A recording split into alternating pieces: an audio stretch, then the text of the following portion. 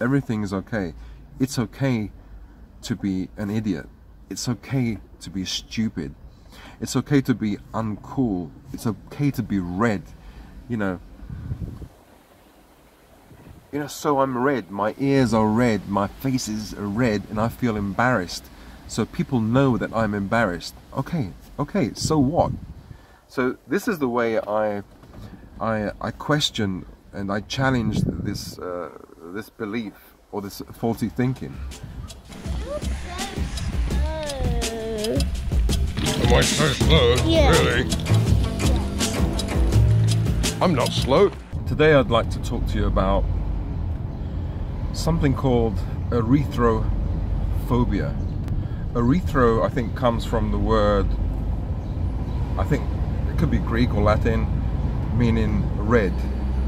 Phobia obviously is an irrational fear.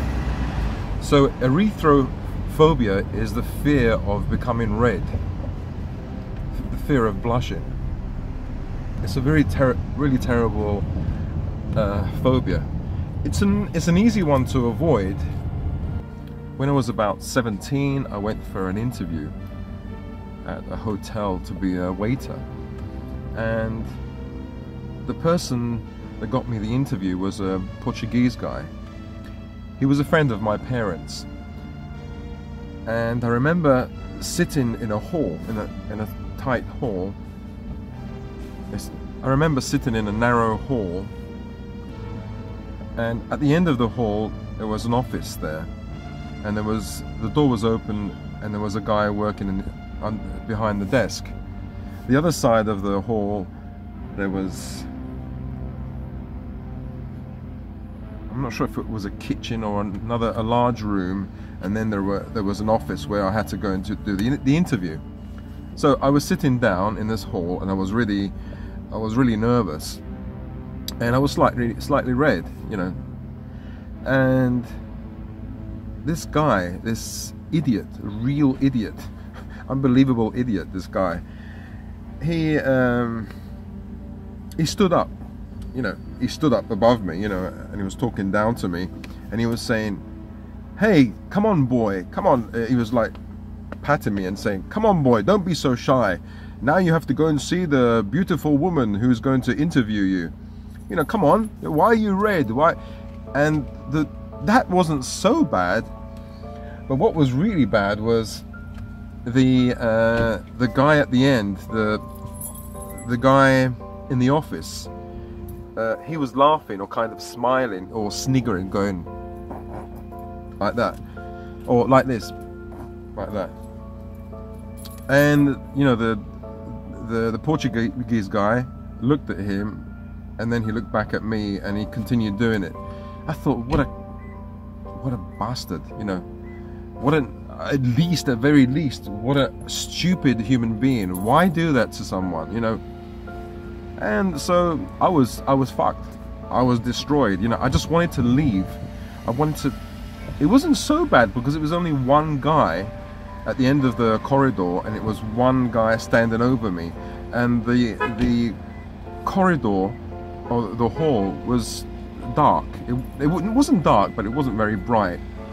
Okay, so it wasn't so bad. But afterwards I went for the interview, and I don't even know what I said in the interview. I just said anything just to get out of there quick, and obviously I didn't get the job. But yeah, that was a terrible experience. I used to work in a hotel in London called the Westbury Hotel. In this period I used to go to school on the weekdays, and on the weekend I used to go to this this hotel. And Jerry, an Italian guy who used to go to school with me and work on the weekend, Jerry and I, we had our break. We went downstairs into the canteen, we ate something, and there was some time still, say another 20 minutes to go before we went back, before we had to go back to work. And so we played pool. Now, the pool table was in the corner of a room, and I started playing pool with Jerry, my friend. But then suddenly I realized quite a few people were watching us, you know, some of the cleaners, some of the cooks or the chefs, and I felt so uncomfortable. I started to become really red. My face, all my face here was really red. Even my ears, I started to feel so hot, and I felt uncomfortable, and I knew, well, I thought people are looking at me. And the worst thing was, Jerry said to me, "Hey Jerry, you're pumping, your face is pumping." And that's it. You know, he wasn't, you know, he didn't mean it in a bad way. He was laughing, but, you know, well, it is funny, I suppose. It was funny. And so I ran out of, almost ran out of the canteen, and I went into the, I said, "Look, I'm sorry, I have to go." I left and I went to the toilets, and I looked at my face. It was so red, and so I washed myself with cold water. I kept washing myself, and I thought, do I go back? Do I cool my face down and go back there? And then I think, all it takes is one of them to look at me, and then my face will start to go red again. So I was panicking. I didn't know what to do. So I didn't go back to the canteen. I just went back straight to work. You know, I waited in the toilet until it was time to go to work. And I tried to cool myself down in all that time, you know, wash myself, put my head under the sink, you know, in the sink full of water, cold water, to cool myself down. That was a really horrible experience, you know. And these traumatic events, they stick into your mind, you know. Each of them on its own was a traumatic event. I felt so bad, you know, so embarrassed, so terrible. Another time, when I was, I think, about 13, I think 13 or 14, I did a funny caricature on a blackboard, and it looked like a black man. It was just a funny thing, you know, and most of my black friends, they found it really funny. And whilst the teacher was out, and this teacher was a strict, horrible teacher, and she came in. When she came in, she said, "Who did that drawing on the blackboard?" And then the kids pointed at me, and she said, "That's racist." And I felt, you know, I was on the spot. I felt suddenly everybody was looking at me, and most of the kids are black, you know, a few white kids, but mostly black. Let's say 60 or 70% were black. And I felt so embarrassed. I felt so ashamed, embarrassed. I'm not, you know, the center of attention. And I felt, oh, I'm guilty. I did something really wrong, you know.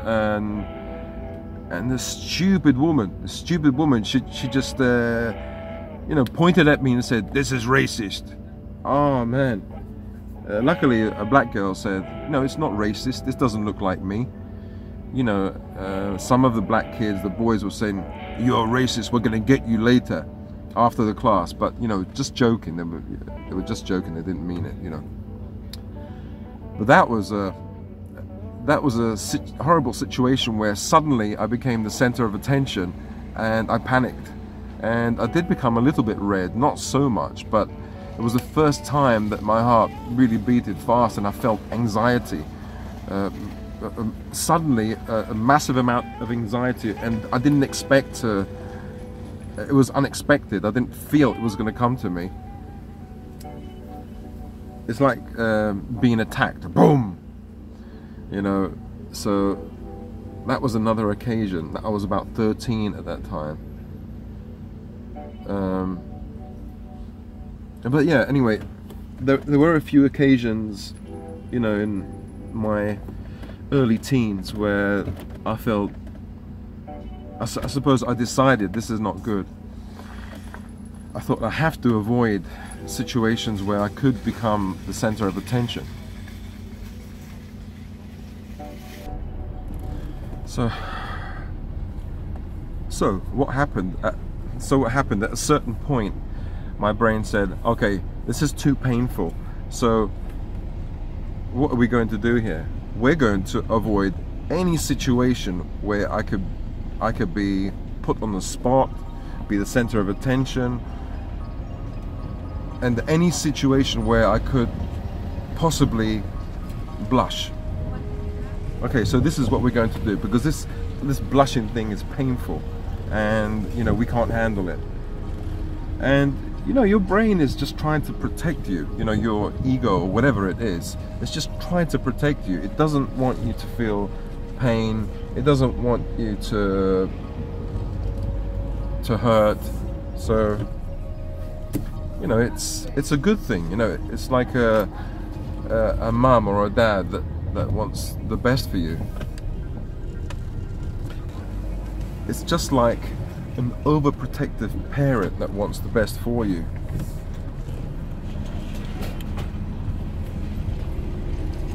So these events are painful, and so what your brain does, it says, okay, now I'm going to avoid this situation or these situations, or any situations where you might feel like you're at the center of attention and might become red.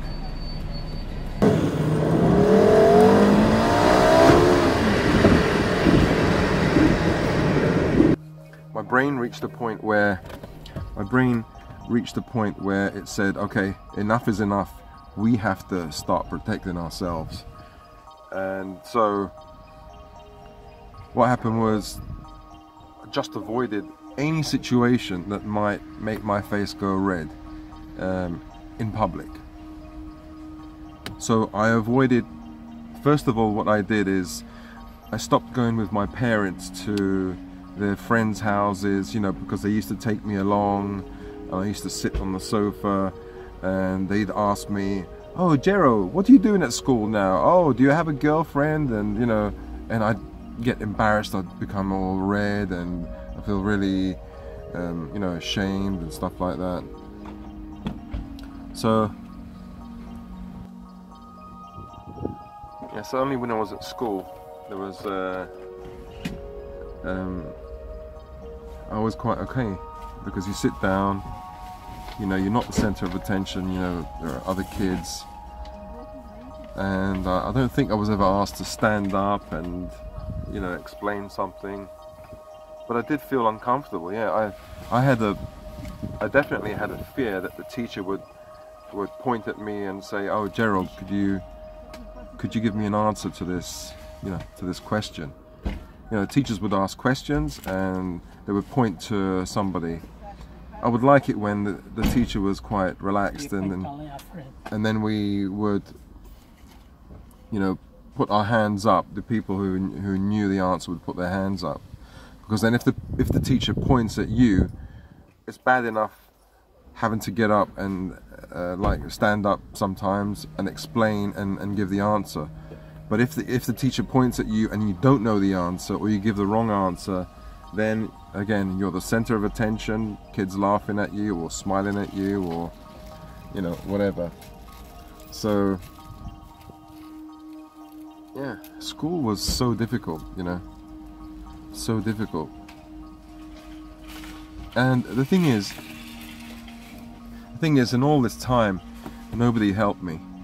I think in the 1990s I did pick up a book about blushing, and it was the only book that I found that spoke about ERYTHROPHOBIA. Erythro means, I think it means red. Phobia is fear. So what it means is an irrational fear of redness, you know, of becoming red, of blushing. Yeah, it really messed me up, you know, because that fear itself, you might think, oh, what's so terrible about that?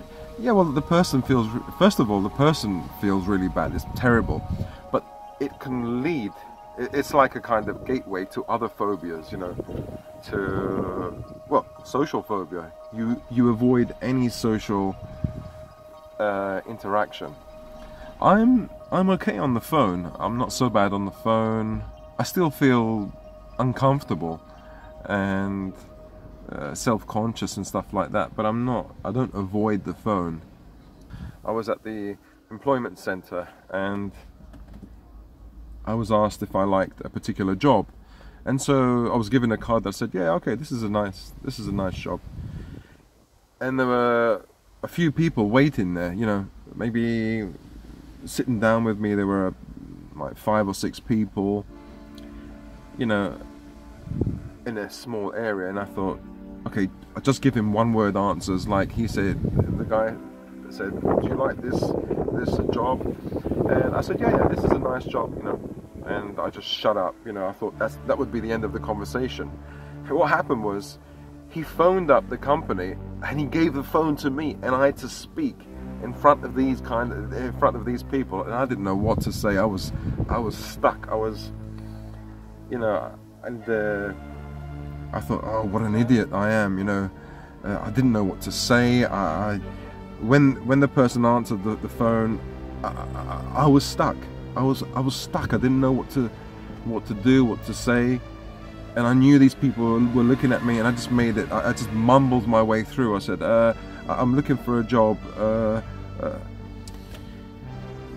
I didn't expect him to give me the phone, and then boom, I'd be the center of attention. That was another traumatic event. You know, I suppose you can say, well, you got through all these events. Yeah, I did get through all these events, but it was as if someone was killing me. Someone was attacking me and beating me up, you know.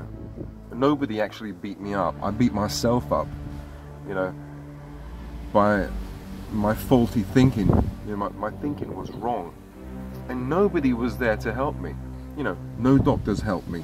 No family helped me. There was no internet. I couldn't find any books.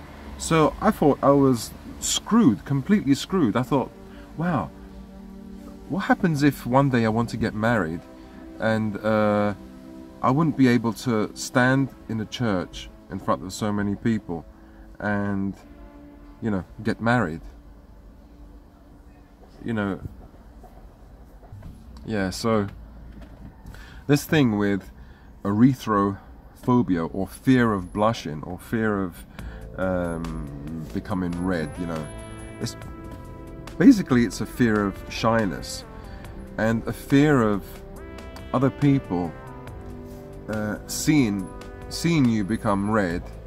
It's kind of, it's the way I had it explained to me in the 1990s when I did I think 5 CBT, cognitive behavioral therapy sessions, and after that I bought 2 or 3 books on the subject, a few books anyway.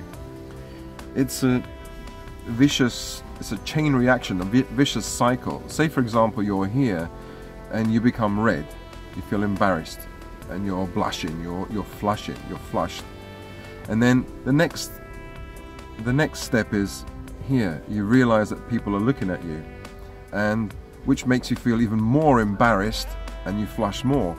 The more you feel embarrassed and you flush more, you think, oh no, I'm becoming more red. People are going to think I'm a complete idiot. So that's that step. So for example, you know, you feel you're becoming red, and then you think about other people's reaction. By thinking about other people's reaction, you become more red because you feel more embarrassed. You know, so it's an endless cycle. Dum, dum, dum, dum, dum. And this happens automatically. The thing is to break into this cycle, to disrupt the cycle. And the only way to disrupt the cycle, in my opinion, is to realize you have faulty thinking. Okay, most people do know that. But to challenge the faulty thinking, you know, challenge it. So the problem is here. This is your faulty thinking. So to attack it from every area, every angle. I mean, so for example, if you're worried about people laughing at you, okay, because you're red, okay, you can do the rational emotive therapy, or the CBT kind of therapy, where you logically you question, you know, are people really laughing at me?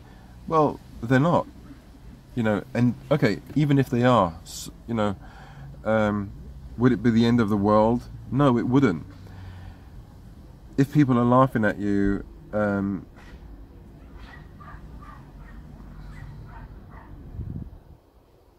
you know, how would it affect you in your life? You just feel a little bit embarrassed now, you'll never see them again. You know, so you try and logically question this, or challenge this faulty thinking. And then you can go to an extreme and say, so what? So what? If somebody's looking at me and laughing at me, so what? I've given them value. I've made them laugh. That's great, you know. And then you can say to yourself, you can also say to yourself, okay, I am an idiot. I'm stupid because I'm a red. And so what? So you can talk to that part of you, the ego, your brain that wants to protect you. You can talk to it and say, okay, ego, you know, everything is okay. It's okay to be an idiot. It's okay to be stupid. It's okay to be uncool. It's okay to be red, you know. You know, so I'm red, my ears are red, my face is red, and I feel embarrassed. So people know that I'm embarrassed. Okay, so what? So this is the way I question and I challenge this belief or this faulty thinking.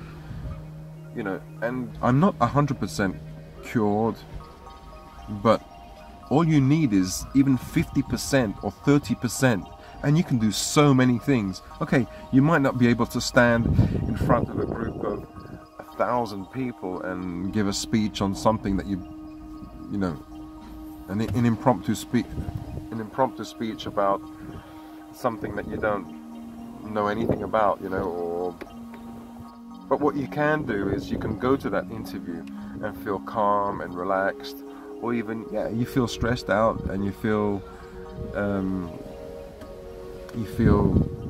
shy, but you get on with it. You know, it doesn't really stop you in your life. It doesn't stop you doing the things that you really want to do. You know, if you can reach that level where you feel shy and you feel uncomfortable about becoming red, you know, and still do the things that you have to do, then already that's an advantage over somebody like me, you know, because I let it control me for 20 or 30 years. That's a long time, and I missed so many things in my life. If I just, you know, it would, you know, I would cry, you know, I would start crying if I really thought about all the things that it stopped me from doing. You know, I sacrificed just because I was worried about other people. You know, think about it this way, you know, other people don't give a shit about you. They don't care about you. You give yourself so much importance, like, oh, they're gonna spend their time and energy thinking about you. Oh, he's a real idiot. Oh, look how red he is. They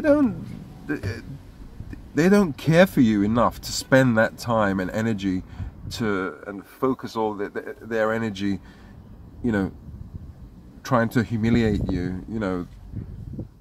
And if somebody does, so what? You know, they are idiots. You know, if somebody does that, they are complete idiots, and something's wrong. They're crazy. So what can you do when you meet people like that? You know, they're an exception. They are rare. You know, what I wanted to say was,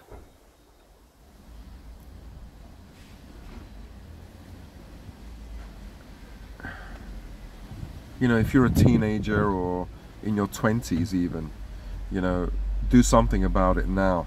Don't let it continue. Don't let it, because what happens is with most phobias, if you avoid the phobia, if you completely avoid it all the time, it becomes stronger. You become more sensitive to that thing that you fear. So, for example, if it's spiders, if you completely avoid spiders, if you think, oh, it's okay, I can avoid spiders, why do I have to desensitize myself? You know, and then when you see a spider, you start panicking, you start sweating, you can't breathe properly, you know. But if you put a spider in your hand every day, you played with spiders, you know, and you had a definite plan to desensitize yourself to spiders or whatever you fear. You know, if it's eating in public, you know, if you desensitize yourself slowly, then after, you know, 6 months or a year or whatever, then you might not be completely cured, but you might be 70% better. And that 70% means that you can eat in a crowded place and without fear of people watching you, and become normal, because normally people don't even care or don't even think that somebody might be watching them. They just mind their own business and they talk to their friend and focus or concentrate on what they're saying to this person or what this other person is saying to them. So it does pay to, you know, work on yourself and confront your fears, you know. And if you, there's another thing that, you know, I was thinking about is comfort zone expansion. You know, and I remember once I wrote down on a piece of paper a little circle, and this is where I was in this circle, and then a second circle, and these are the things that I slightly fear, and then a larger circle, these are the things that I really fear, and a huge circle here, and these are the things that I probably would never want to do. Now, I was in the center there, and obviously the idea of expanding your comfort zone is to go slightly up into this section. But I realized that, or I had a thought that once you move into, say, zone 1 is your safe zone, and zone 5 is really danger, you know, you're really afraid. Once you move into zone 2, you can do all the things that this zone 2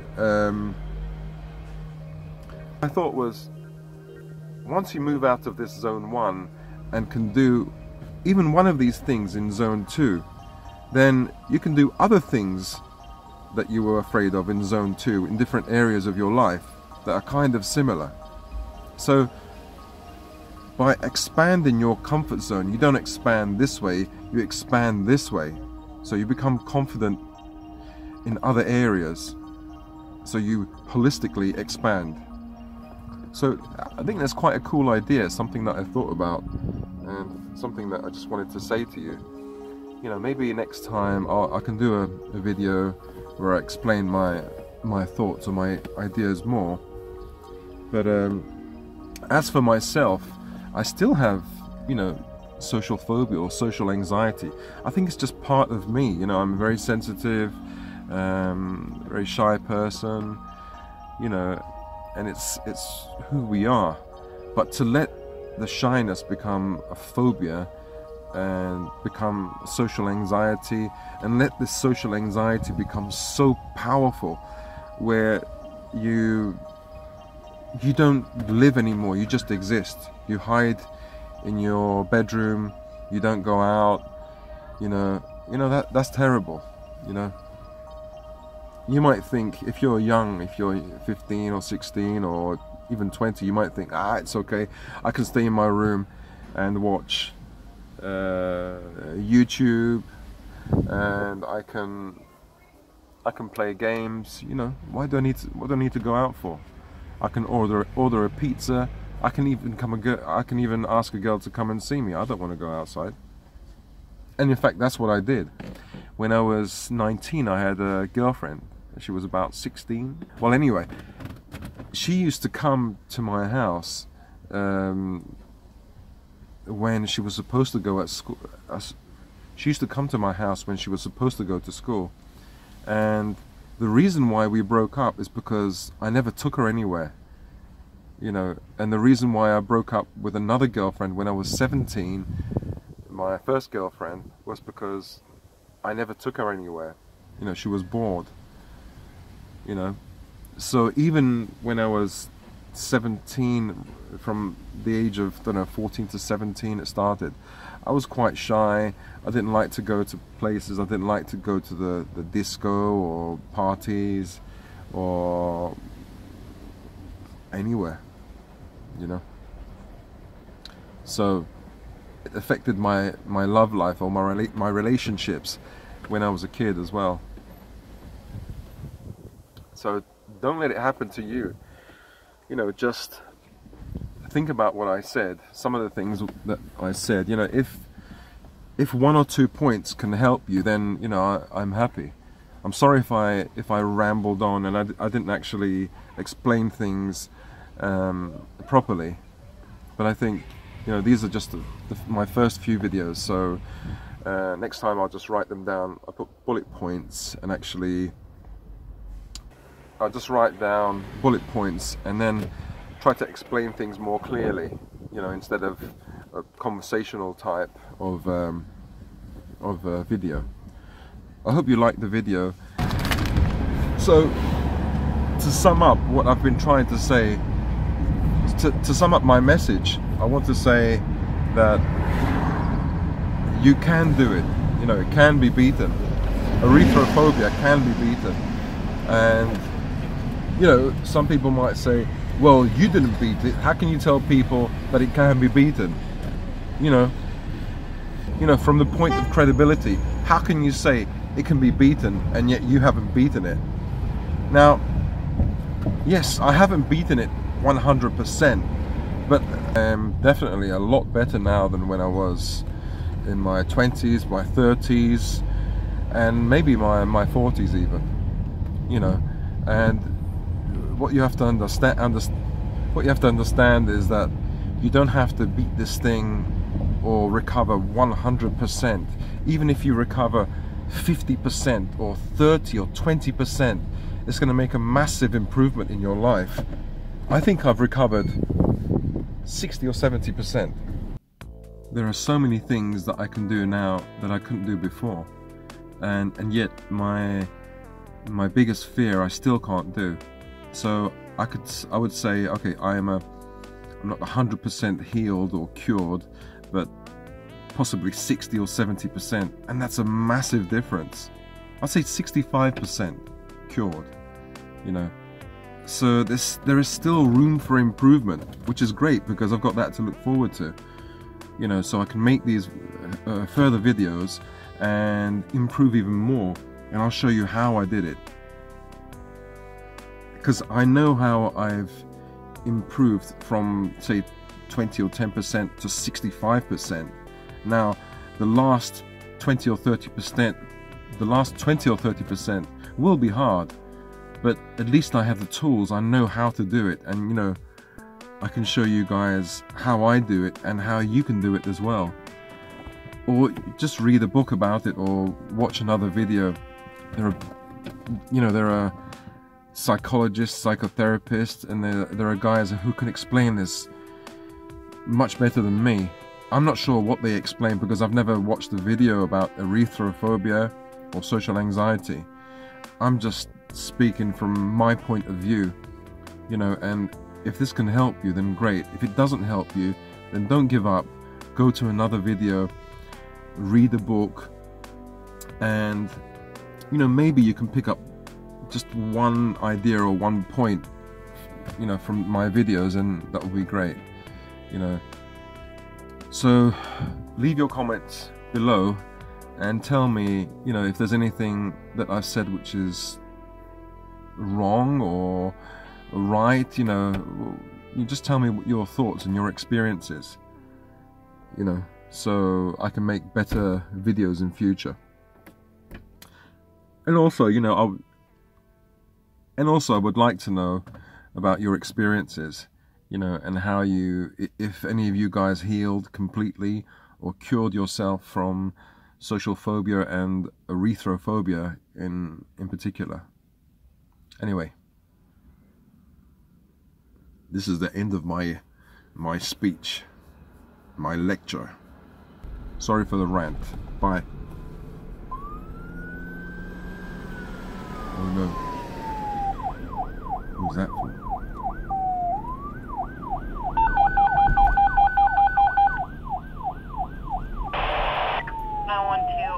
75-year-old male back pain. It's 211 Silver Hollow Road between Lane Road and Crosspatch Road.